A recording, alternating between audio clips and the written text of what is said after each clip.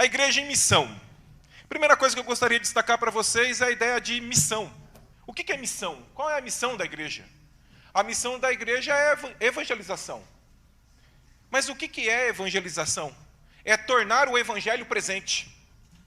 Então, fazer missão, ser missionário, é tornar o evangelho presente. Mas qual é o centro do evangelho? A gente fazer um efeitinho cascata. Evangelização, evangelho, centro do evangelho. O centro do evangelho chama-se reino de Deus. Toda a ação de Jesus, todo o anúncio, toda a ação, como a De Verbum fala, Jesus se movimenta, ele revela o rosto do Pai, ele comunica a salvação, e tudo isso passa pela categoria reino de Deus. E isso é muito importante a gente saber. E a gente não pode aqui falsear as imagens do que é a ideia do reino de Deus. O que é reino de Deus? Reino de Deus não é um território. Não existe um lugar que seja reino de Deus. Reino de Deus não é uma proposta de vida além da morte. Reino de Deus, ele tem uma ressonância histórica profunda. Reino de Deus é uma categoria histórica. Sim, é verdade. Aponta para a dimensão escatológica. Mas, no primeiro momento, ela possui uma dimensão histórica profunda. E aí eu estava refletindo sobre o que eu ia falar e eu pensando um pouco sobre o que o Papa Francisco fala sobre a igreja em saída. Nada mais anti-evangélico do que uma espiritualidade desencarnada. Se o reino de Deus é uma categoria histórica e Jesus se movimenta, fala, ele vive, ele é o projeto em movimento, ele é o reino em movimento. E esse comprometimento de Jesus, que é comprometimento de Deus, é comprometimento com as causas humanas. Vocês concordam comigo? Sim ou não? Jesus se preocupa com quem está com fome, com quem está com sede, com quem não tem oportunidade. Então, se Deus está comprometido com a nossa causa, Francisco ele fala isso de uma beleza muito bonita. Ele fala, Deus está comprometido com a nossa felicidade. Logo, a espiritualidade cristã também precisa ser espiritualidade comprometida, não só com a minha felicidade, mas com a felicidade de todos, concordam? Aqui eu preciso colocar um ponto muito importante. Qual é esse ponto? Muitas pessoas entendem que espiritualidade é fugir do mundo. A gente afirma que o verbo entrou na história. Por que nós queremos fugir dela? Não tem sentido um negócio desse. Se o verbo eterno do Pai se fez carne, assumiu a história e anunciou o reino na história, espiritualidade cristã nunca é contrária à dimensão histórica. Nunca é. A palavra espiritualidade, de uma maneira muito simples, pode ser reduzida dessa forma. Ser conduzido pelo Espírito. Jesus foi conduzido pelo Espírito? Sim, o tempo todo. E Jesus foi conduzido pelo Espírito para quê? Para as tramas da vida, para a existência. Foi encontrar as pessoas, anunciar a salvação para essas pessoas. Portanto, quando nós falamos de missão, nós estamos falando de uma categoria. O projeto é de Deus, mas se realiza dentro de uma categoria histórica. Reino de Deus, categoria histórica. Agora, nós podemos pensar assim, legal, reino de Deus, categoria histórica, o verbo se fez carne, assumiu a história, a humanidade, enfrentou diretamente os problemas existenciais daquela época, mas agora a pergunta é, existe um modelo ao qual eu posso aplicar em todas as realidades históricas? Um único modelo? Não. Não existe, porque cada contingência histórica nos pede um modo de aplicar esse reino de Deus. E aqui, isso é muito importante. Então, ser fiel à tradição da igreja não é somente repetir, mas é também inovar. Porque nós estamos em contexto, as meninas mesmo falaram, uma mudança de época, que pede novas respostas. E interessante que, ao mesmo tempo que nós precisamos dar novas respostas a problemas novos, a igreja coloca para nós, nesse documento que nós estamos estudando, que é o 109, algo muito bonito. Vejam, a diversidade histórica ela é grande. Mas qual é o modelo? No que nós podemos nos apoiar? É a comunidade de Atos 2:42. Interessante que o documento ele destaca muita coisa sobre essa comunidade. Olha só, que vou ler o texto, está no número 125. Olha o que o texto fala sobre a comunidade de Atos. A comunidade é o estilo de vida cristã que desejamos incansavelmente realizar. Para aí. Se isso é um modelo, a comunidade de Atos é aquilo que nos inspira, tudo bem? Segundo o documento. E aí, então, existe um modelo a ser alcançado. Qual é o modelo? O modelo é o estilo da vida cristã. E o estilo da vida cristã está pautada totalmente no projeto do reino. E a pergunta que eu já começo a fazer para você nessa manhã é: a sua paróquia, a sua comunidade, está centrada no projeto do reino?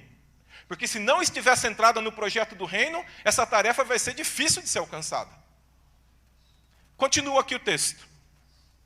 É testemunho do Evangelho, a meta a ser alcançada. É testemunho do Evangelho ser encarnado na história. Olha o termo, encarnado, agora outro termo, encravado nas realidades, comprometido com as dores e lutas dos homens, das mulheres, dos jovens, das crianças e dos idosos do nosso país. Expressão de uma realidade nova, o reino de Deus. Bom, com isso eu sou levado a pensar a seguinte coisa: a espiritualidade de um cristão maduro se apresenta, ou é perceptível, no conceito de um comprometimento desse cristão com tudo aquilo que envolve a sua vida e a vida dos demais. Isso é muito interessante. Essa é a meta, segundo o documento. Continuando aqui. A comunidade de Atos, portanto, ela vai destacar algo muito interessante para nós. Primeiro, que ela é uma comunidade de vida fraterna. E aqui tem uma beleza que muitas vezes nos escapa. A grande construção da comunidade não são as paredes do templo. E também não é a qualidade daquilo que está dentro. Nós podemos ter igrejas belíssimas, com uma ausência de cristianismo incrível. A grande riqueza da nossa comunidade é a fertilidade que ela gera. Mas que fertilidade? De pessoas novas, ou renovadas por tudo aquilo que o Diogo já falou aqui, toda aquela dinâmica, com aqueles pilares, mas vida nova. A riqueza da nossa comunidade não está no templo, está no movimento de vidas novas no mundo. É ali que nós nos tornamos relevantes na sociedade. Se Jesus foi relevante para a sociedade dele? Sim ou não? Então ele só vai ser relevante para essa também se nós entrarmos no movimento de Jesus. E esse movimento de Jesus exige vida interior e irradiação dessa vida interior. E a irradiação dessa vida interior chama-se comprometimento com os dilemas históricos. Se você quer ser muito espiritual, e eu também quero, viver conduzido pelo Espírito, no movimento do Espírito, o Espírito, como Francisco fala bem, nos conduzirá às periferias da vida. Nos encontrar com as pessoas que lá estão. E nós não somos convidados a chegar lá apenas e olharmos. Somos convidados a chegarmos lá, e o padre Cleiton fez uma exposição legal do Bom Samaritano, a termos a atitude que aquele cara teve. Continuando então, somente nessa perspectiva, eu vou repetir, somente nessa perspectiva, nós vamos nos tornar relevantes. Vejam, quando nós vivemos uma vida não pautada em nós mesmos, mas motivados por essa vida do Cristo, o Espírito nos impulsiona a encontrar os outros. E nesse impulso do Espírito, nós temos muito para contribuir a essa sociedade. Agora, se nós ficarmos fechados, no mesmo modelinho, fechadinho, só cuidando do nosso quadrado, muito pouco, contribuiremos para a vida de todos. O cristianismo é um modelo de saída. Nós precisamos entender isso. Não são as pessoas que precisam vir até nós, somos nós pelo amor que Cristo que nos impulsiona, que vamos até eles. O movimento é contrário. Continua aqui então. Qual é o grande desafio para as dioceses do Brasil? Pega o número aqui, 128 do documento. Diz assim, ai meu Deus do céu. A vida comunitária é um terreno fértil, se for vivida na dinâmica do reino. Caso contrário, não. Se o camarada olha, o cara vive na casa dele lá, vive em pé de guerra com todo mundo dentro da casa dele, todo mundo competindo um com o outro. Aí ele pega, olha para a nossa comunidade, vê a mesma coisa, fala, para que eu vou dobrar o problema? Você concorda? Por que eu vou dobrar o problema? Entende? Na perspectiva que o documento fala de Atos 2,42, de uma vida fraterna, aí sim, Papa Francisco, ele pega e fala no livro O Rosto de Deus, a Misericórdia, ele diz que uma comunidade que vive a partir do reino, na busca da misericórdia, ela é uma comunidade sanadora. Ou seja, essa convivência é um remédio, é cura para as pessoas que vivem neste tempo. Vejam, o simples fato de nos amarmos já cura.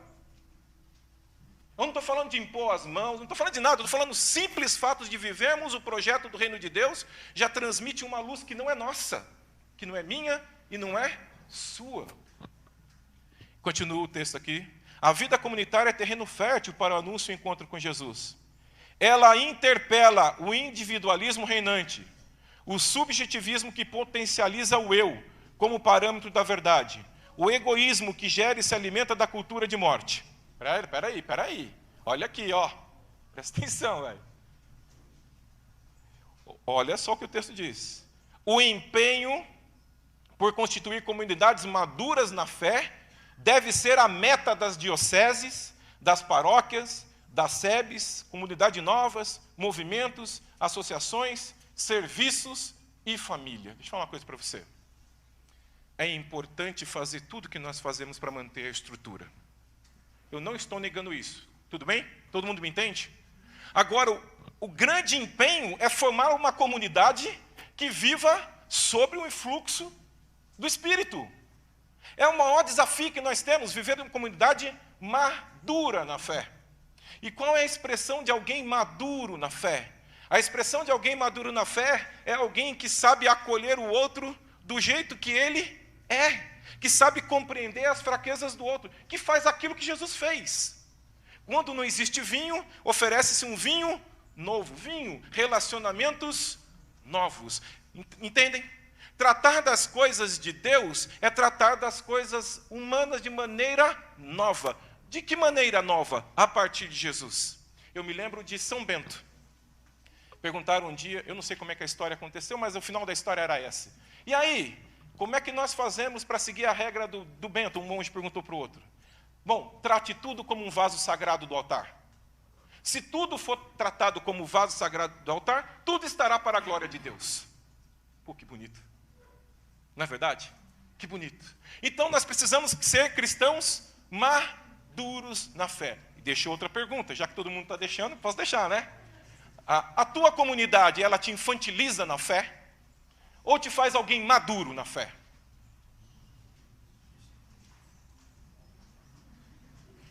Beleza? É preciso perguntar isso. Porque se a sua comunidade te infantiliza na fé, é preciso amadurecer na fé. Que todos nós temos que crescer nesse movimento.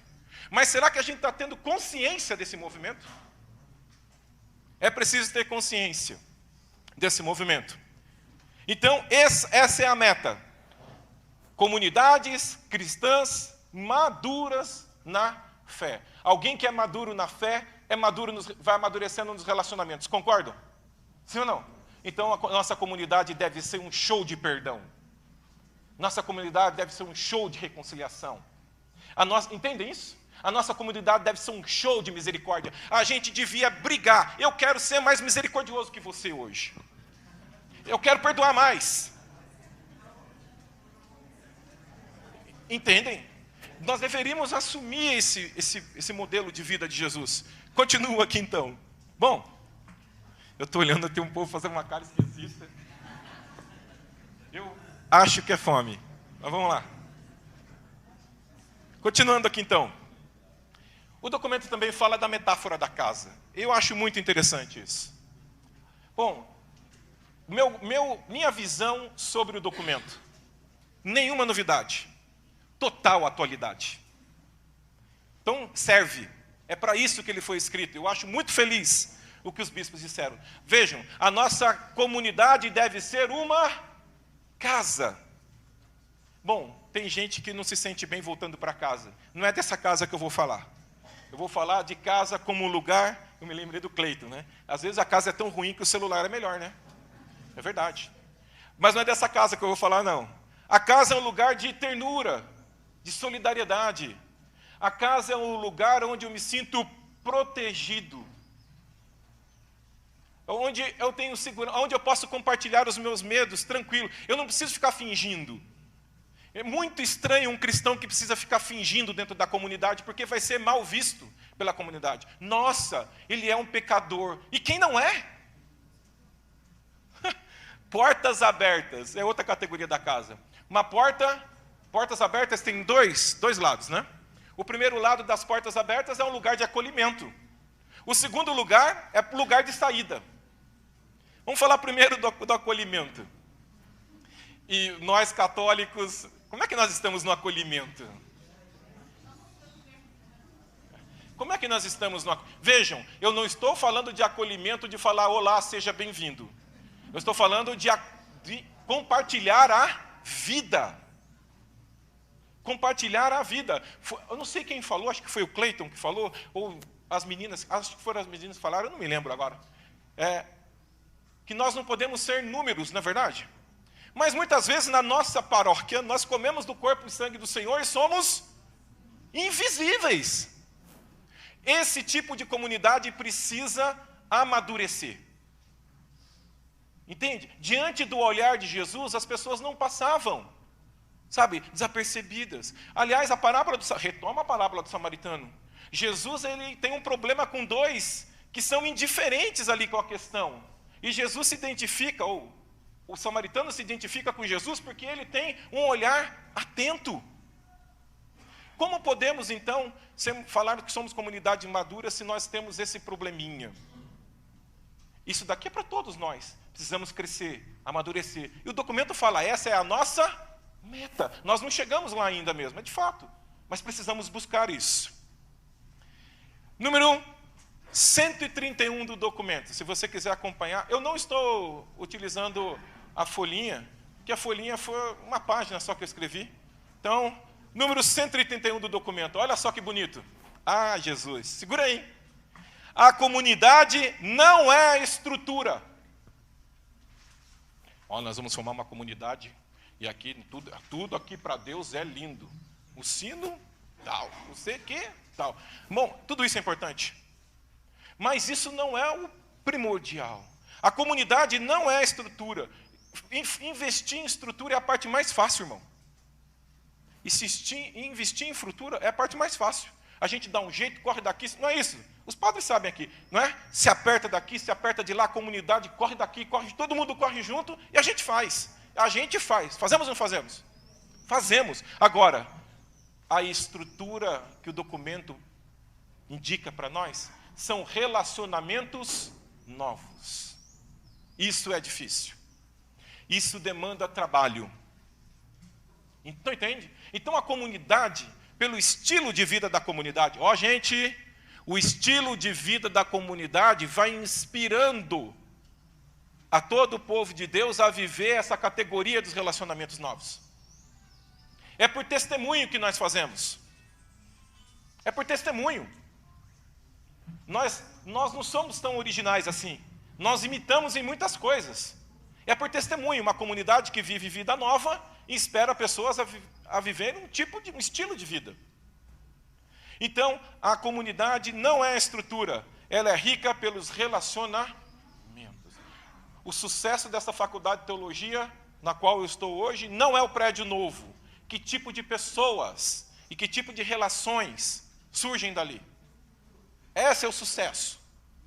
Continuando aqui, então. Número 132, a casa como espaço do encontro. Ai, ai, ai. número 132 do documento. Nessas comunidades, está falando da nossa comunidade. O termo é lindo. Está quente aqui ou não? Sim? Você gostaria de um ar-condicionado? Gostosinho, tranquilinho, sem irritar a nossa garganta. Aquele negócio gostoso, sim? Sim. Olha só. Do mesmo jeito as pessoas querem encontrar na nossa comunidade um oásis de misericórdia. Um oásis de misericórdia. E sabe qual é a cena? Porque isso daqui não é próprio desse documento, é de um outro documento de Francisco. E eu tive a oportunidade de estudar profundamente esse documento de Francisco. E sabe qual é a cena que está por trás disso? A ideia do Jardim do Éden. E aqui a gente precisa ler o Jardim do Éden de maneira correta. Jardim do Éden nunca foi um lugar onde tudo era perfeito e tudo dava certo. Jardim do Éden foi sempre um projeto que Deus sonhou para o homem, entregou na mão dos homens e falou assim: agora vocês devem guardar e cultivar esse projeto. Então vejam, esse oásis de misericórdia que o documento fala para nós aqui, depende do quê? Do nosso cultivo, da nossa real conversão, dessa vida nova pautada nos valores do reino. Quando nós vivemos essa dinâmica, então surge um espaço, aonde o mundo de hoje tem concorrência? Sim ou não? Muita violência? O que você acha aí? Nós temos medo?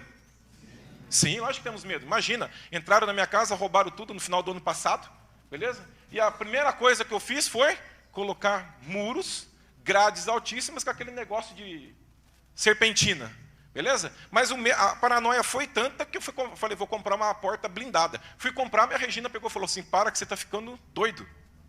Medo. Medo de estar na minha casa. Temos medo ou não? Diante disso tudo, a comunidade como um oásis de misericórdia, de reconciliação, é ou não é uma apresentação da salvação de Deus? Lógico que é. É lógico que é. Como viver a dinâmica? Alguém falou isso também aqui. Alguém disse isso. E vejam, se a gente tem medo de nos relacionarmos com a pessoa, como o senhor bem falou, como viver o amor cristão? Tem um padre chamado Hans Urs von Balthasar, um teólogo muito interessante. Ele falava um dia, ele escreveu no livro dele, Teodramática, volume 1, a seguinte coisa: Deus nunca poderia ser um. Eu fiquei, por que Deus não poderia ser uma pessoa só? Porque se Deus é amor, e Ele é uma única pessoa, é um amor voltado para si mesmo. Amor voltado para si mesmo é egoísmo. Por isso que Deus, Ele é três, doação, movimento de entrega. Se nós somos guiados mesmo pelo projeto de Deus, o centro é sempre o relacionamento com o outro. Queremos comungar. Não sei se eu falo. Vou falar. Eu não me aguento. Nós devemos ter todo zelo e cuidado com a Santa Eucaristia. Concordam com isso? Não é de qualquer jeito, não é de qualquer forma, mas a gente tem tanto cuidado e a gente fica, não estou falando de nós não, a galera aí, fica brigando, comungo de pé, comungo, não sei o quê, ajoelho. A grande briga é essa, mas nós não brigamos para viver aquilo que a Eucaristia propõe para nós, que é uma vida profunda de comunhão, entende? Aquilo que a Eucaristia realmente é, vida em comunhão e unidade. Isso a gente não briga, porque não passa pela nossa cabeça, porque ainda nós não entendemos que o projeto é um projeto de encarnar o Evangelho na história. Continua aqui então. Esse espaço de encontro se transforma em um lugar de misericórdia, no deserto da história. A misericórdia é lugar de oração, a misericórdia é lugar de ternura, é de compaixão, de tudo aquilo que é o projeto de vida de Jesus. Por isso, a igreja deve estar sempre com portas abertas para sair ao encontro. E o documento fala principalmente das famílias. Nós não devemos esperar que elas venham, nós devemos ir ao encontro delas. E aí, eu termino com duas perguntas que eu quero deixar para vocês. Sua comunidade se preocupa em construir uma casa comum pautada pelo reino? Agora é a segunda. Ou as preocupações da sua comunidade só é a estrutura básica para ela se manter? Essas são as minhas perguntas. Muito obrigado. Espero encontrá-los no almoço para a gente conversar um pouco mais.